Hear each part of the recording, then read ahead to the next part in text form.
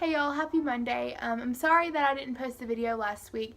I was at a church camp called Infuge in Mobile, Alabama, and that's actually what I was going to be talking to you guys about today, kind of just how God truly worked and left us in awe of Him, and just what He allowed us to do while we were there. So first of all, I kind of want to explain to y'all what exactly Infuge is. I know whenever my friends used to go, and I hadn't been yet, I was really confused as to what exactly it was. So it's a church camp, and you get to go to whatever city your church goes to. We went to Mobile, Alabama, like I said, and you get to serve God and get closer to God and to your youth group and meet new people and grow with God in all of these experiences. And when you get there, you get assigned a track, is what they call it, and there you can be assigned. There are different kinds of tracks depending on what place you go to, but this year there was children's, there was special needs, there was PCY, and there was a social group, and I got PCY, and that is I guess short for painting, construction, and yard work. And last year I had children, so I wasn't really sure what to expect with PCY. I knew obviously we would be doing painting, construction, and yard work, but I wasn't really sure exactly how we would be serving throughout Mobile. And as the week began and as we started getting to serve others in PCY, it kind of dawned on me that you can serve God in so many different ways.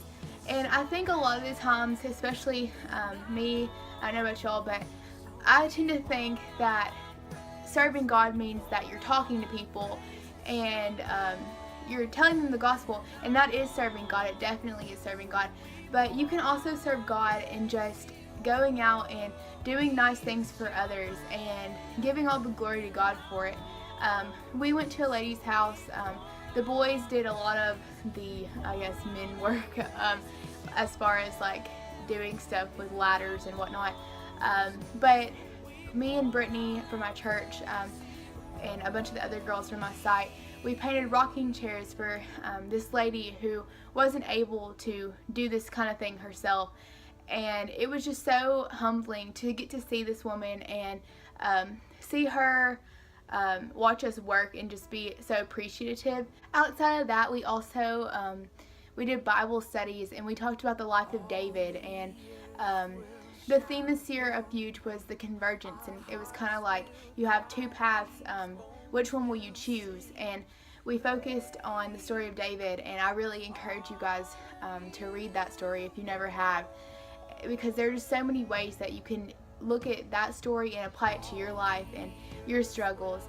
And we really got to get closer to our track for this week, the people in our track, and to our youth group.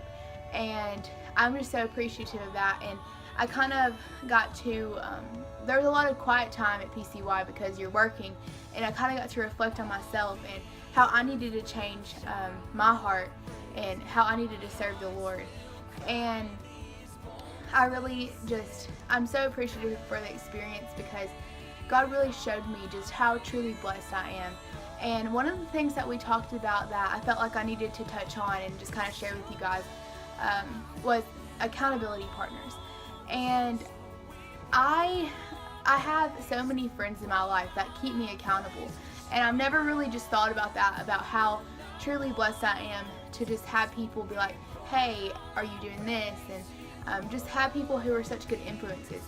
And if you don't have somebody like that in your life that is keeping you accountable and making sure that you're doing what you need to be doing, I really suggest that you find somebody, whether it's your mom or your best friend or maybe even a teacher, to keep you accountable and just make sure that you're doing what the Lord would want you to. And this week we got the opportunity to have some people that are younger than us, or just whatever, be part of an accountability partner, I guess, team. And it was just so amazing to be able to just pray with each other and just grow closer to God together.